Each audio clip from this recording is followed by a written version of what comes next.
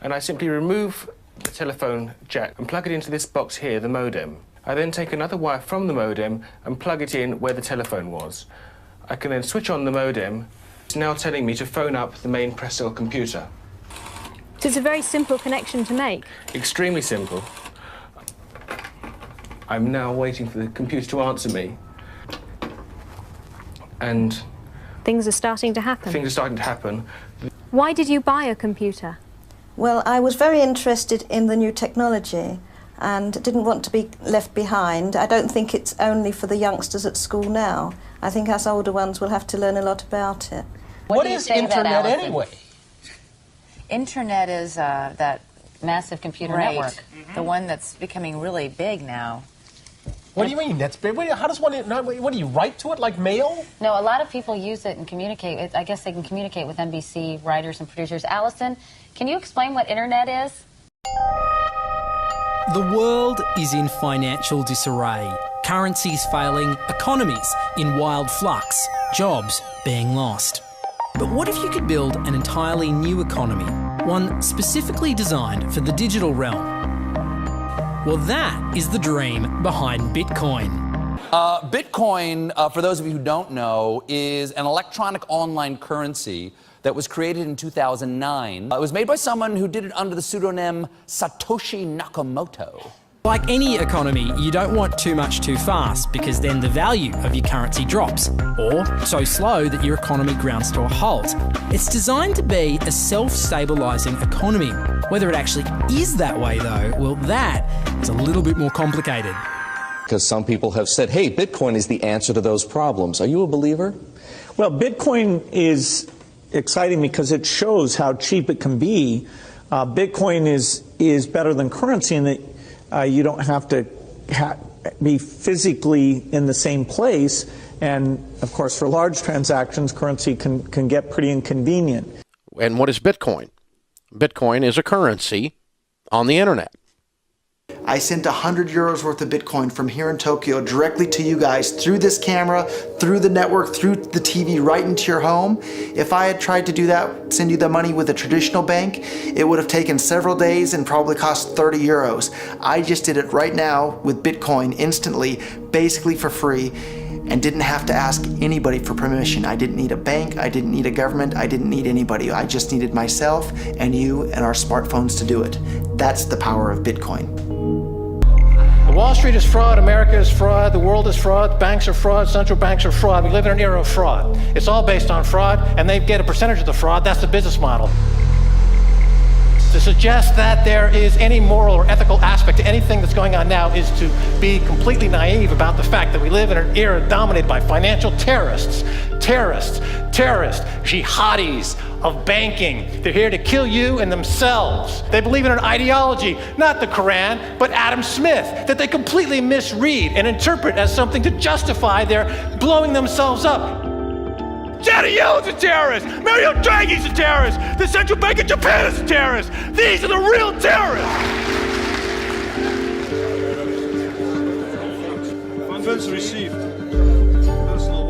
This community is switching to what they think is a better monetary system. A system in which banks are no longer needed because payments could be made directly from one person to another. Bitcoin is fundamentally different because in Bitcoin, you don't owe anyone anything and no one owes you anything. It is not a system based on debt. It is a system based on ownership. And no one can censor it, no one can seize it, no one can freeze it. It's November the 2nd, 2008, just 6 weeks after the Lehman Brothers collapse. And all over the world, there are panicked debates about how to save the banks. Then, on a little visited web forum for cryptographers, a document appears in which a completely new monetary system is proposed. The visionary author calls himself Satoshi Nakamoto. These were the darkest days of the financial crisis. So that to me suggests a very clever mind that saw an opportunity, the perfect opportunity to introduce a new radical technology and a new radical approach to money and finance at just the right moment when people would be very open to making this big shift that's required to adopt a new currency. What's exciting for me is like a global economy. Right now we say we have a global economy, but I can't take $1 and give it to you in the Netherlands and then you know what to do with it, right? You would have to go and change it to your native currency. And when you kind of eliminate that step, and I can just send you one form of payment and you can send me a product in a matter of seconds, that starts to change things from a global perspective. How could this digital coin invented by this Satoshi Nakamoto become hundreds of times more valuable than the dollar? And why do enthusiasts like Roger Fear want the world to switch to bitcoins? I'm giving every single person here 1,000 yen worth of bitcoins, which is like $8 and something cents. Back in the early days, you know, I'd get phone calls from my buddies. Oh, hey man, I lost 10,000 bitcoins because my computer blew up, right? Back then, one bitcoin was less than a penny, right? So nobody cared. They lost $10. I don't care, right? And now 10,000 bitcoins, that's $5 million. That's a big deal, right?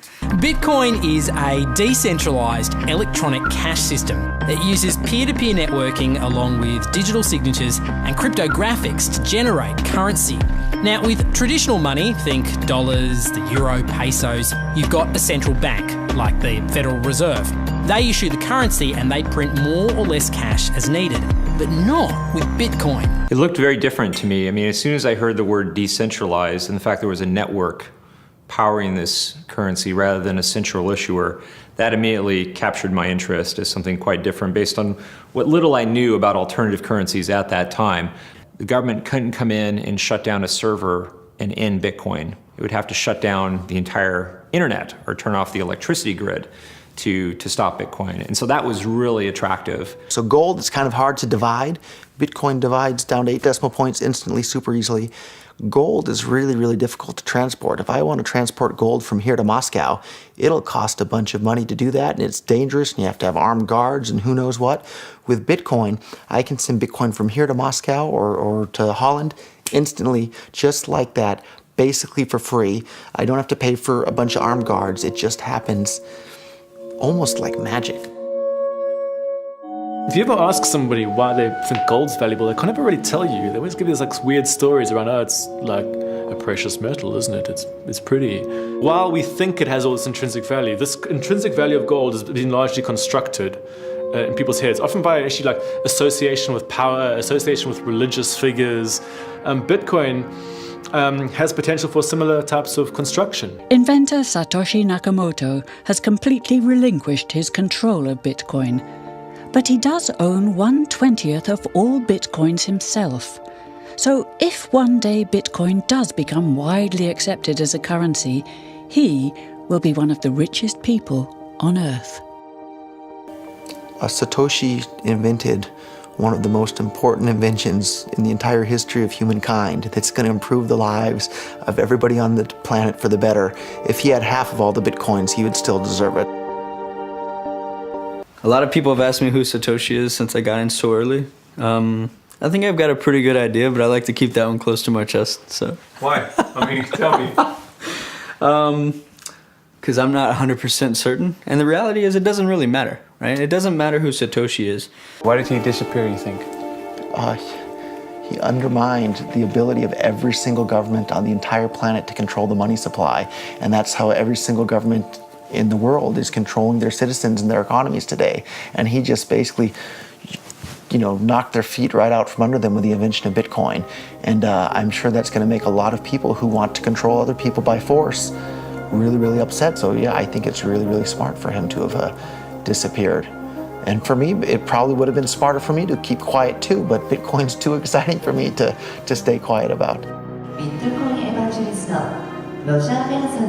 I think a lot of people are underestimating the way in which Bitcoin and the blockchain are going to change the power structures in society in general. I mean, I grew up in the US and I see all these people like, yeah, nuke everybody in the Middle East and kill them all. And then they have the former Secretary of State Madeleine Albright on 60 Minutes, one of the most popular news shows in the US. And they asked her, they said, like, there's reports that more than 500,000 Iraqi children have died as a direct result of US sanctions. And she looks back at her with a straight face and she goes, it was a really tough decision, but I think that it was worth it. Worth murdering 500,000 kids? because of what the government did, and I apologize for crying, but it just disgusts me from my core when I see government people murdering people around the world. It's not just theoretical, these are real people with real lives. And it's real people, and Bitcoin has the power to undermine everything they're doing to people around the world. And I'm sorry for shouting, but it just disgusts me what these people in government do. And they do it through central banking and through the control of the money supply, and Bitcoin takes that away from them.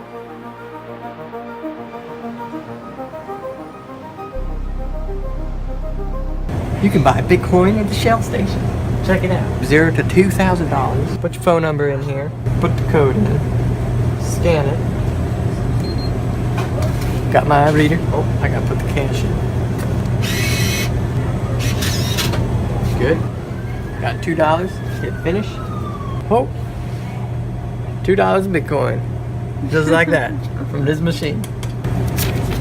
I just turned cash into digital currency.